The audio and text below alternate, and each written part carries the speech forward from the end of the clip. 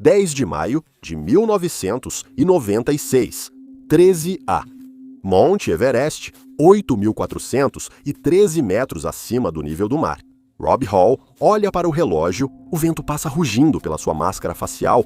A 80 km por hora, seus óculos estão cobertos de gelo.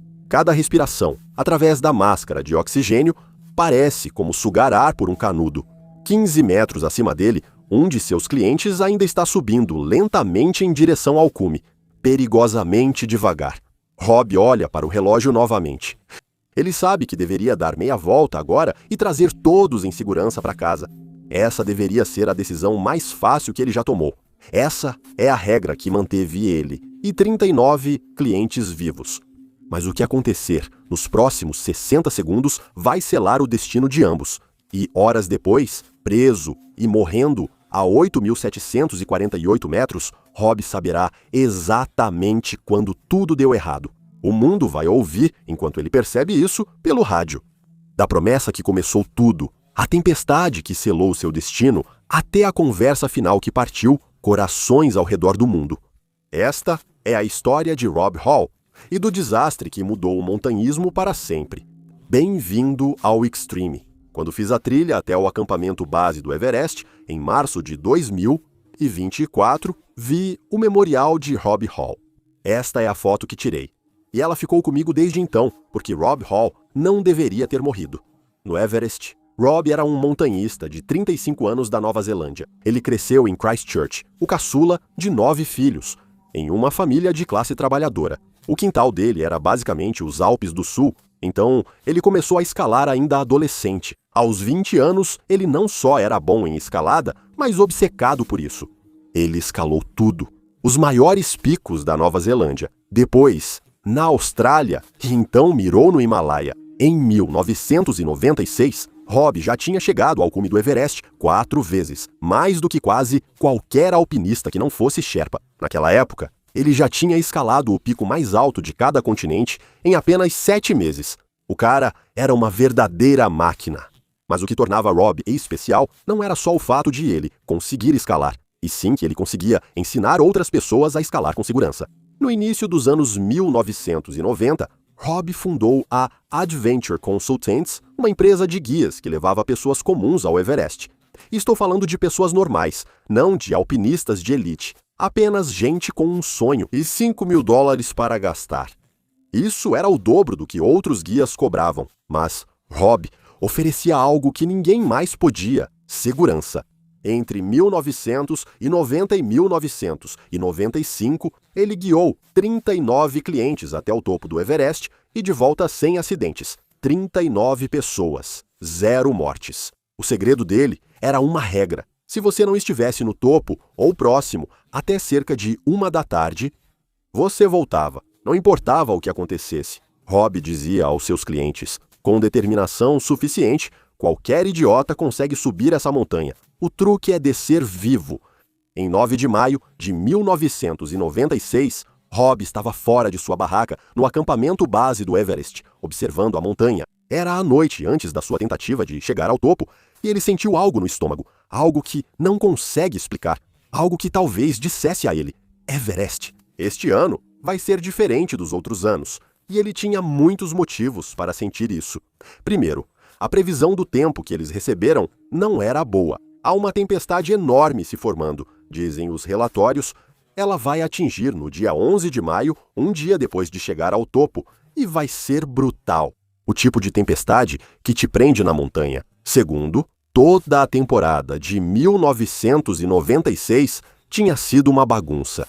Este deveria ser um ano especial para o Everest comercial, com várias empresas de escalada, guias experientes e clientes dispostos a pagar muito dinheiro por seus sonhos. Mas em maio, tudo havia se tornado feio. Equipes de expedição brigavam no acampamento base havia semanas. Discutiu-se intensamente sobre quem fixaria as cordas, onde, quem subiria primeiro no dia do cume e as tarefas dos Sherpas de cada equipe. Havia uma tensão territorial não enfrentada, mas o principal é que a superlotação provavelmente o preocupou muito. Semanas de mau tempo, tempestade após tempestade, passando, mantiveram as montanhas fechadas e nenhum alpinista tinha conseguido chegar ao cume do Everest ainda. Agora, finalmente, há uma janela de tempo. O dia 10 de maio está claro para subir. Todas as expedições que esperavam no acampamento, base há semanas, decidem subir nesse dia. Isso quer dizer que 33 alpinistas tentavam chegar ao cume em 10 de maio. Se você não escala montanhas, isso pode não parecer tão relevante. O Everest é enorme e 33 ainda é pouco, mas a rota até o topo é basicamente uma trilha de fila única na maior parte do percurso. Seções técnicas, como o degrau de Hillary, que é basicamente uma parede de rocha quase vertical de 12 metros, são lugares onde só é possível escalar uma pessoa por vez. Você não pode apressar, só espera a sua vez. Rob já fez isso 5 vezes. Ele sabia que 33 pessoas naquela rota significava atrasos enormes e congestionamentos a 8.500 metros, o que significa que as pessoas vão ficar lá em cima muito mais tempo do que deveriam. O que significa que as pessoas vão ultrapassar o 13 horas tentando chegar ao topo, o que significa que pessoas vão morrer. E ainda assim, apesar da previsão de tempestade, da tensão e de tudo dentro dele gritando para esperar, ele diz aos seus alpinistas para se prepararem. Eles partem à meia-noite. Rob Hall está prestes a quebrar todas as suas regras de segurança, e isso vai custar tudo a ele. Pequeno desvio nesse trem do caos. Se você quiser fazer parte da comunidade extrema, ver vídeos exclusivos feitos só para você, ter acesso antecipado ao nosso conteúdo e votar em enquetes de conteúdo, venha se juntar a nós no Patreon. Te vejo lá. Rob ignorou todos os alertas e até a sua própria regra de horário de retorno que manteve por anos em sua carreira de alpinista. Só para esse cliente específico, quem é ele e o que há de especial nele. O homem é Doug Hansen, um carteiro divorciado de 40 e 6 anos de Seattle, que trabalhou para o Serviço Postal dos Estados Unidos por 27 anos. Ele não é um atleta de elite ou um filhinho de papai. É um cara comum que acabou de sair de um divórcio complicado. Agora, depois do divórcio, Doug decidiu que precisava de algo, algum propósito, algum objetivo que fosse totalmente dele, e encontrou isso na escalada. Ele começou com as montanhas locais, em Washington, depois picos maiores. Então teve essa ideia maluca na cabeça de escalar o Monte Everest. Para um carteiro que ganha um salário modesto, esse é um sonho insano. Só a expedição custa $65 mil, e isso sem contar o equipamento, o treinamento ou o tempo afastado do trabalho. Mas Doug ficou obcecado com isso, parou de beber, começou a correr maratonas e economizou cada centavo que pôde. E em 1995, ele finalmente tinha dinheiro suficiente para pagar Rob Hall para guiá-lo até o topo. Everest. Em 10 de maio de 1995, um ano antes da nossa história, Doug estava realmente fazendo isso. Ele seguia para o topo do Monte Everest com um dos melhores guias do mundo. Mas a escalada era brutal e Doug enfrentava dificuldades. Ele estava cada vez mais perto de realizar seu sonho, mas estava se movendo muito devagar. Às 14h30, Doug Hansen estava a 100 metros do topo do Monte Everest. Ele via a bandeira de oração tremulando no topo e outros alpinistas tirando fotos. Estava tão perto que quase podia tocar. Foi então que a voz de Rob Hall veio pelo rádio. Doug, precisamos voltar agora. Você consegue imaginar estar na posição de Doug? Você gastou todas as suas economias, treinou por um ano inteiro, escalou por semanas e levou seu corpo ao limite absoluto, até ficar a 100 metros, basicamente o comprimento de um campo de futebol. Longe de alcançar o sonho que consumiu toda a sua vida, e você tem que voltar. Para um homem recém-divorciado, ele devia pensar que não tinha nada a perder. Mas Doug foi com Rob naquele dia. Ele sobreviveu à regra de Rob, salvou sua vida, mas algo quebrou dentro de Doug naquela descida. Ele contou para quem quisesse ouvir. O cume parecia tão perto. Não houve um dia desde então em que eu não tenha pensado nisso. Algo também quebrou em Rob, pois ele fez a escolha correta e segura, mas destruiu o sonho de um homem quando este estava prestes a alcançá-lo. E isso criou culpa, uma culpa profunda e corrosiva que Rob não conseguia superar. Durante o ano seguinte, Rob não conseguia parar de pensar em Doug e em como ele tinha chegado perto, no olhar no rosto de Doug quando Rob fez ele voltar. Então Rob ligou para Doug e depois ligou de novo e de novo. Ao longo de um ano, Rob ligou para Doug cerca de uma dúzia de vezes da Nova Zelândia, só para dizer: volte, tente de novo. Você chegou tão perto, você consegue. Rob até deu desconto ao Doug sobre os usuais $65 mil. Ele queria que Doug tivesse outra chance, e Doug também não conseguia superar isso. Aquela conquista o consumia diariamente, por 365 dias. Ele pensava em estar a apenas 100 metros de distância, então Doug decidiu tentar novamente essa escalada. Ele hipotecou a casa e fez crianças de uma escola ligada a ele em Kent, Washington, venderem camisetas. Para ajudar a financiar a escalada, deram a ele uma pequena bandeira americana para colocar no topo. Doug disse aos colegas de 1996: quero terminar e deixar isso para trás. Não quero voltar aqui. Isso já não era mais apenas uma relação de cliente, era algo pessoal. Na cabeça de Rob, isso era uma promessa. Ele devia aquele cume ao Doug. E não importava quais fossem as condições, não importava o que seu instinto dissesse, ele simplesmente tinha que cumprir. 10 de maio de 1996, logo após a meia-noite, 33 alpinistas de várias expedições deixam o acampamento 4 e começam o ataque final ao cume. E entre eles estão Rob Hall, o guia Mike Groom e 6 clientes, incluindo Doug. Desde o início, Doug estava tendo dificuldades. Desde que chegou ao acampamento base semanas antes, ele vinha tendo problemas. Antes de voar ao Nepal, fez cirurgia na garganta nos Estados Unidos. A garganta dele estava irritada.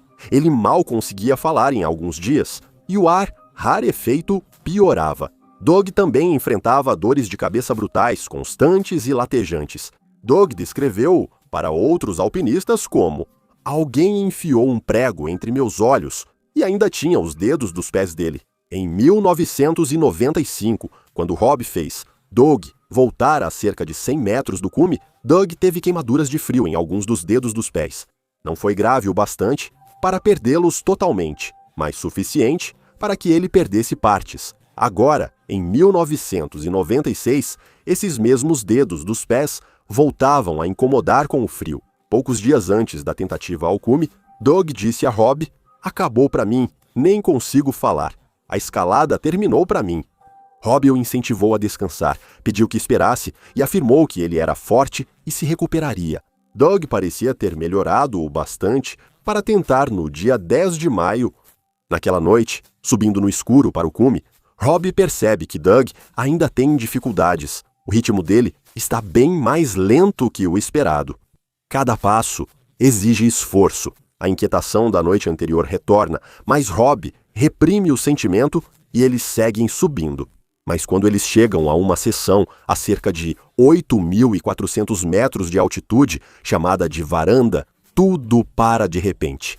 A varanda é uma área relativamente plana na rota, mas logo depois dela há um trecho íngreme que exige o uso de cordas fixas. Essas são linhas de segurança fixas, onde os alpinistas prendem os cintos para evitar quedas. O problema é que as cordas não estão presentes. Um Sherpa da expedição deveria instalar as cordas antes, mas isso ainda não ocorreu. Então agora, você tem dezenas de alpinistas todos parados ali a 8.400 metros de altitude, no frio congelante da escuridão, esperando alguém consertar as cordas para que possam continuar. Eles esperam por quase uma hora. Por volta das 11h30, alguns clientes de Rob começam a fazer contas mentalmente. Eles olham para quanto tempo já perderam, olham para o quão lento tem sido o ritmo, olham para a longa fila de alpinistas ainda à frente deles. E 3 dos clientes do Rob, chamados Stuart Hutchison, John Taske e Lou Kosciuszka, tomam uma decisão. Eles decidem voltar. Eles ainda estão longe do cume, mas já percebem que não chegarão ao horário de retorno das 13h. Então eles tomam a decisão mais difícil de suas vidas. Desistem. Abrem mão dos $5 mil que pagaram e descem, porque permanecer vivo é mais importante do que chegar ao topo. A regra de Rob existe justamente para forçar decisões inteligentes antes que seja tarde demais. Rob vê esses 3 clientes descendo novamente e deveria fazer o mesmo. Para Doug, os atrasos são longos demais. O ritmo de Doug é muito lento. A matemática não fecha. Mas quando Rob olha para Doug, ainda persistindo, avançando devagar, mas avançando, Rob diz para si mesmo que consegue lidar com isso, até a 1 da tarde. Rob e Doug estão a 27.600 pés, isso ainda é mais de 1.400 pés abaixo do cume. No ritmo atual, isso dá pelo menos mais 1h30, talvez 2 de escalada. Ou seja, se Rob seguir sua regra agora, eles não chegam ao cume. Doug também não chegará ao topo. Consegue se imaginar no lugar do Rob agora? Você prometeu a alguém, não explicitamente, mas você fez essa promessa. E agora tem que escolher entre cumprir essa promessa e seguir a regra. Essa regra manteve todo mundo vivo. Também tem a reputação dele em jogo. Rob observa outras expedições subindo. Scott Fisher, da Mountain Madness, principal rival de Rob, ainda tentava alcançar o cume. Scott, assim como Rob, também era um guia de elite. Ambos cobravam caro. Ambos tinham clientes que esperavam resultados. Se Rob desistir agora e Scott levar seus clientes até o cume, o que isso significa? O que as pessoas e futuros clientes vão pensar ao escolher para qual empresa pagar $5.000? E ainda há algo mais profundo. Rob Hall já alcançou o topo do Everest 5 vezes. Ele conhece a montanha melhor que quase todos, exceto os Sherpas. E há uma voz na cabeça dele que diz: você é Rob Hall, você consegue lidar com isso. Outros guias podem precisar daquele horário de retorno às 13 horas. Você tem mais experiência e habilidade, pode forçar mais e ainda garantir a segurança de todos. Não é exatamente arrogância, é confiança construída ao longo de 8 anos de sucesso, 39 clientes, 0 mortes. Esse histórico faz você achar que pode enfrentar situações fatais para outros. Rob decide não chamar Doug pelo rádio e segue subindo. Agora, Rob Hall quebra sua própria regra, que salvou 39 pessoas e marcou sua carreira. Ele pensa: conseguimos fazer isso. Mais 2 horas até o cume, começamos a descer às 3h30. Ainda tem bastante luz do dia, o oxigênio vai aguentar. Eu conheço essa montanha, eu dou conta disso. O que Rob ainda não sabe, o que ele não consegue ver, é que essa decisão acabou de matar os dois. Às 14 horas, Rob e Doug ainda não chegaram ao cume. Outros alpinistas de diferentes expedições estão chegando ao topo agora, chegando entre 14h10 e 14h15. Todos já passaram do horário limite de retorno e todos estão fazendo a mesma aposta. E às 14h30, 90 minutos após seu limite de retorno, Rob Hall alcança o cume do Monte Everest pela 5ª vez. Ele espera no topo enquanto Doug Hansen, ainda centenas de metros abaixo, luta para subir os últimos passos. Então, Rob faz algo que sela o destino de ambos. Ele vê Doug lutando, então começa a descer em direção a Doug, só para ajudá-lo naquele trecho final, só para ajudá-lo a realizar seu sonho. Às 16h30, Doug Hansen finalmente chegou ao topo do Monte Everest. Rob finalmente conseguiu. A dívida que ele sentia que devia foi paga para Doug. É o momento pelo qual ele viveu. Ele pega a pequena bandeira americana dada pelas crianças da escola. Tenta sorrir para uma foto, mas seu rosto quase não se mexe. Não há comemoração, nem gritos de vitória, apenas 2 homens exaustos em pé, no topo do mundo, já sabendo, de certa forma, que estão em apuros. Deixe-me explicar por quê. Porque se você não escala montanhas, pode pensar: ok, eles estão algumas horas atrasados. E daí? Eis o motivo. O sol se põe no Everest por volta das 18h em maio.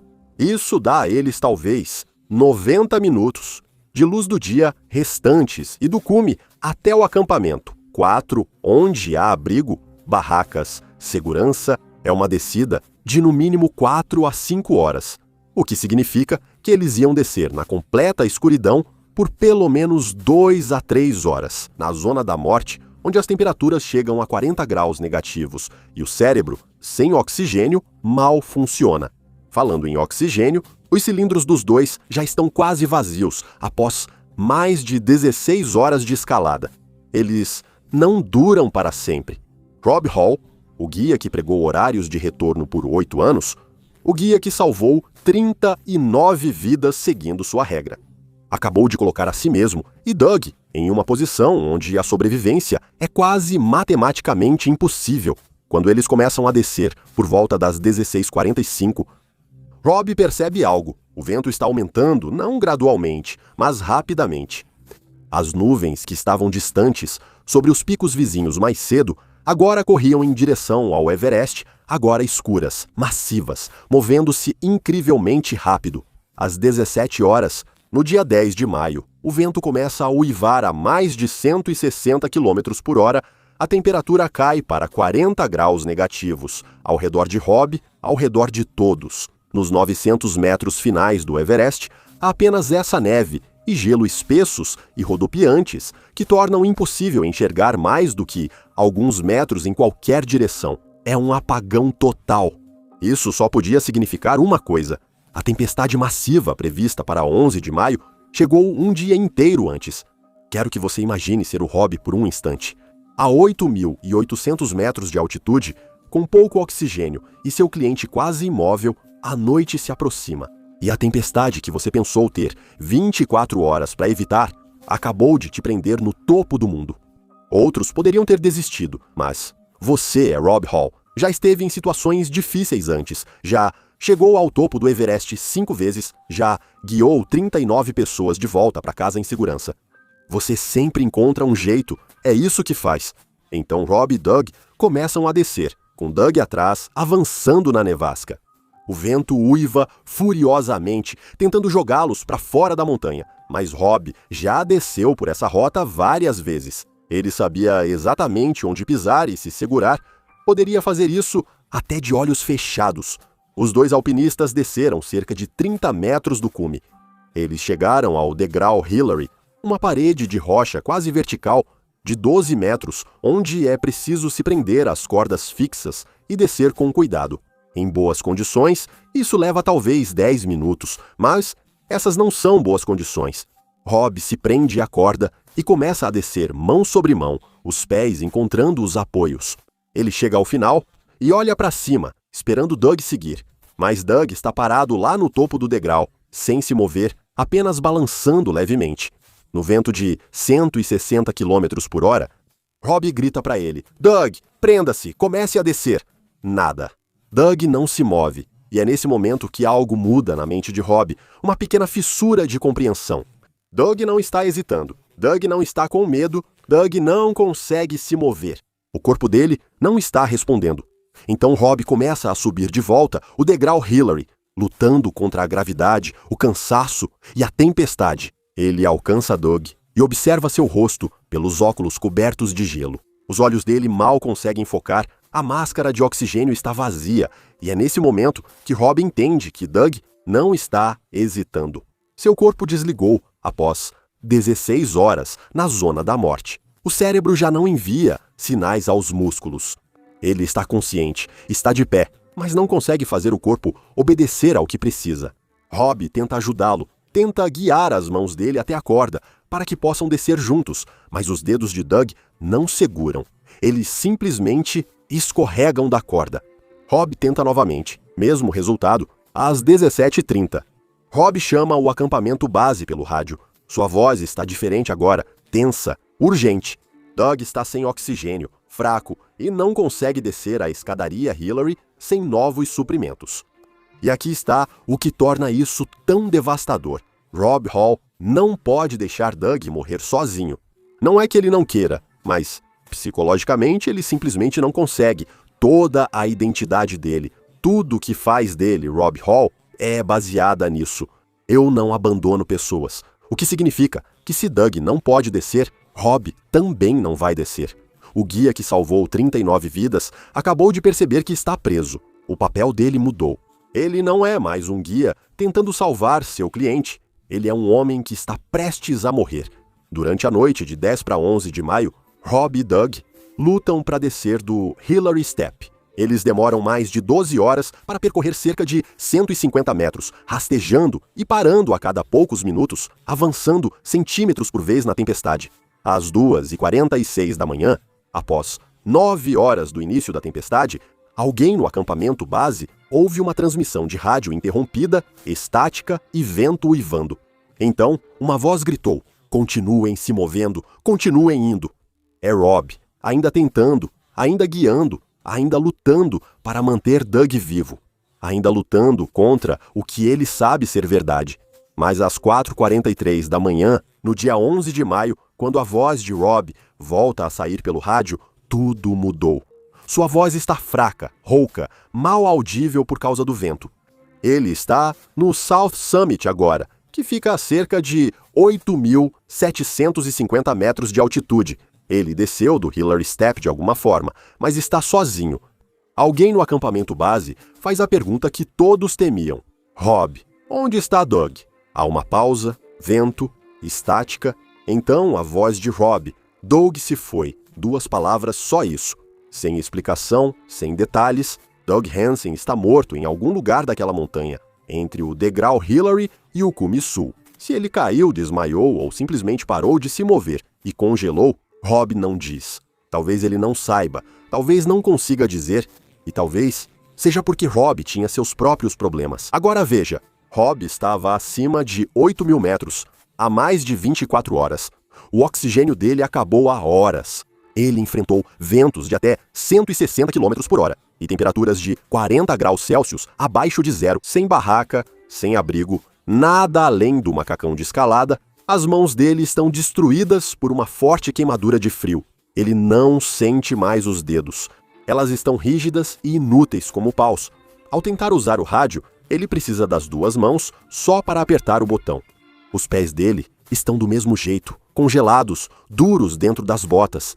Ele não tirou as botas para conferir, mas sabe que consegue sentir o formigamento subindo pelas pernas.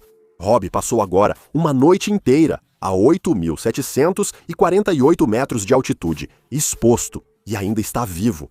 A mente dele está lúcida, ele ainda consegue falar e pensar, mas o corpo está desistindo. Às 9 da manhã, no dia 11 de maio de 1996, Rob conseguiu fazer sua máscara de oxigênio funcionar novamente. Ela havia congelado completamente durante a noite, mas de alguma forma ele conseguiu desobstruí-la e conectá-la a uma das garrafas de oxigênio sobressalentes. Os Sherpas ficaram abaixo da posição dele. Ele chama o acampamento base pelo rádio e sua voz soa melhor, mais forte, como o velho Rob. Tenho oxigênio, mãos e pés queimados de frio, mas acho que consigo descer ao acampamento base. Guy Cotter, guia do Everest e amigo próximo de Rob, ouve isso e sente uma onda de esperança. Talvez Rob consiga, talvez o maior guia do Everest consiga realizar mais um milagre. Mas então Rob acrescenta: só preciso descansar um pouco, me aquecer, aí começo a me mover. As horas passam, Rob não se move até as 15 horas.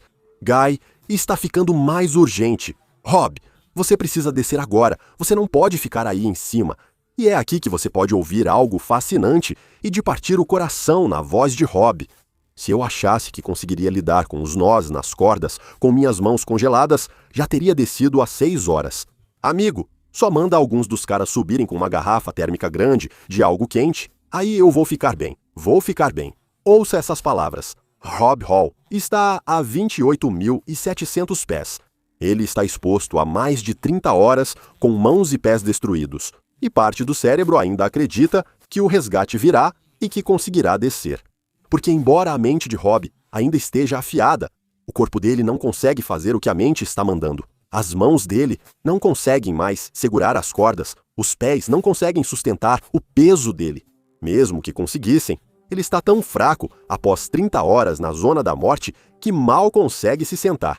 Rob então começa a considerar opções impossíveis. Será que conseguiria rastejar pela crista? Talvez, mas do cume sul até o acampamento, 4 são mais de 600 metros de terreno íngreme e técnico. Ele perguntou se alguém podia alcançá-lo, e então Guy precisa contar algo a Rob que destrói sua última esperança. 2 Sherpas, chamados Endorje e Lakpachiri, tentaram alcançá-lo naquela manhã.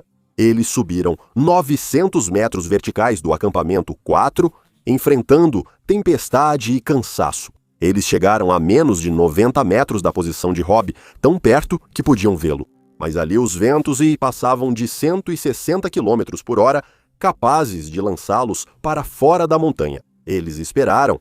45 minutos tentaram tudo, mas não conseguiram, nos últimos 90 metros, deixaram cilindros de oxigênio e uma garrafa térmica com líquido quente no ponto mais alto que alcançaram. Então eles tiveram que voltar, porque se não fizessem isso, também morreriam. Rob recebe essa notícia em silêncio.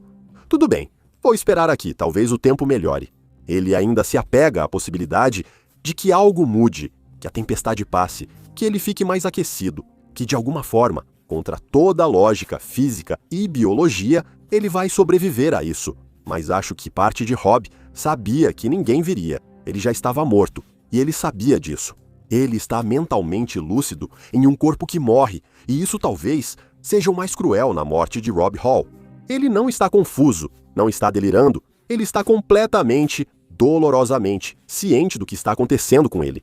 Às 18h20, em 11 de maio, o acampamento base conecta o rádio de Rob ao telefone via satélite para Christchurch, Nova Zelândia, onde sua esposa, Jan Arnold, grávida de 7 meses do primeiro filho, está. Jan é médica, uma alpinista experiente, que alcançou o cume do Everest com Rob em 1993. Ela conhece essas montanhas, sabe o que significa. Quando alguém está preso a 8.748 metros por mais de 30 horas. Antes da ligação ser completada, Rob pede 1 minuto. Sua voz está baixa. Me dá 1 minuto. Minha boca está seca. Quero comer neve antes de falar com ela. Ele se prepara, pois o que Rob fará talvez seja o mais difícil de sua vida. Ele está prestes a confortar a mulher que ama enquanto está morrendo. E vai tentar soar bem e manter o medo fora da voz. A ligação é conectada e dezenas de pessoas em vários acampamentos na montanha estão ouvindo pela frequência do rádio. Todos estão em silêncio, porque todos sabem o que é isso. Isso é um adeus. Rob fala primeiro. A voz dele soa calma e quase gentil. Oi, meu amor, espero que você esteja em uma cama quentinha. Como está? Ele tenta soar normal, como se fosse só mais uma ligação da montanha. A voz de Jan chega, mostrando que ela tenta ser forte e dar esperança. Não consigo dizer o quanto penso em você.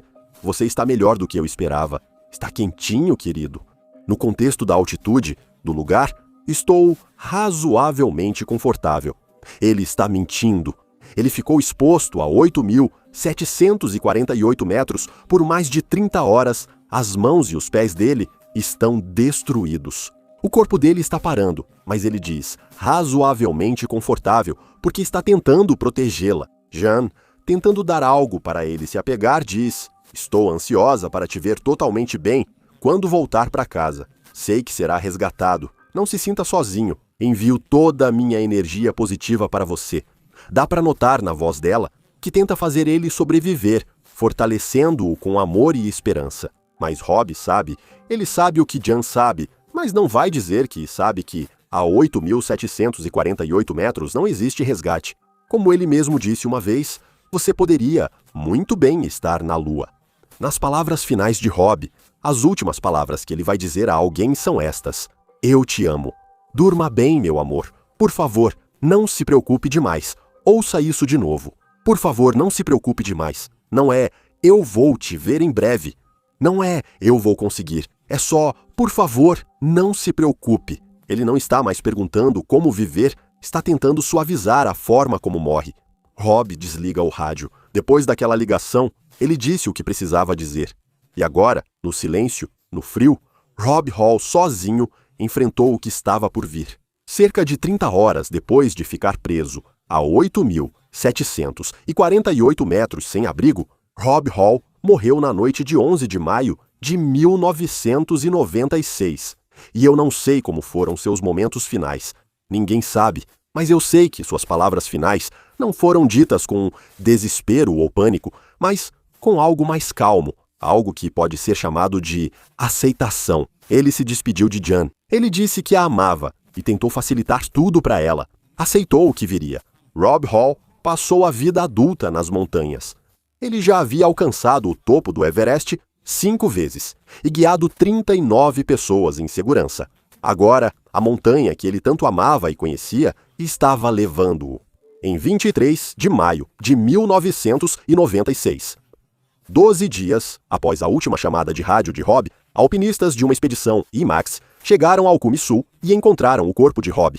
Ele permanecia congelado na pequena depressão abrigada, onde passou as últimas horas olhando para o cume, para o local de sua escolha e promessa cumprida. Para Doug Hansen, o desastre de 1996 não tirou apenas Rob. Muitas outras pessoas morreram naquele dia. Rob Hall, Doug Hansen, Andy Harris, outro dos guias de Rob, que desapareceu tentando ajudá-los. Yasuko Namba, uma cliente japonesa de 47 anos que chegou ao cume, mas morreu na descida. Scott Fisher, o guia da Mountain Madness, que era concorrente de Rob, e 3 alpinistas indianos na North Ridge. A temporada de 1996 se tornou a mais mortal do Everest até então. Um total de 12 pessoas morreram na montanha naquela primavera. Mas algo mais surgiu com a morte de Rob Hall. Algo que mudou o montanhismo para sempre. Depois de maio de 1996, o horário de retorno das 14 horas se tornou inegociável. As empresas de guias que não aplicam isso rigorosamente não duram. Não é mais uma sugestão, é praticamente uma lei. A previsão do tempo virou obrigatória nas expedições, a triagem dos clientes ficou mais rigorosa, os sistemas de comunicação melhoraram e os protocolos de oxigênio foram aprimorados. A fixação de cordas foi coordenada entre expedições para evitar atrasos que custaram horas preciosas a Rob e Doug. Mais do que mudanças técnicas, houve uma mudança cultural. A ênfase deixou de ser chegar ao cume a qualquer custo para valorizar o retorno seguro como sucesso. Nas próprias palavras de Rob, qualquer idiota consegue subir essa montanha. O truque é descer vivo. Isso se tornou o mantra de toda a indústria. Quando fiz a trilha até o acampamento base do Everest, em março de 2024, vi o memorial de Rob Hall. E, parado ali olhando para aquela montanha, eu entendi algo. Não se trata de mau julgamento ou quebrar regras, mas de lealdade, promessas e do preço pago, quando sua identidade exige isso. Seja alguém que não abandona os outros, mesmo quando deixá-los, é a única forma de sobreviver. Rob Hall não morreu porque cometeu um erro. Ele morreu porque cumpriu uma promessa. E embora isso tenha lhe custado tudo, também nos mostrou algo sobre o peso da responsabilidade. Obrigado por assistir e nos vemos no próximo. Seja ousado e viva com coragem!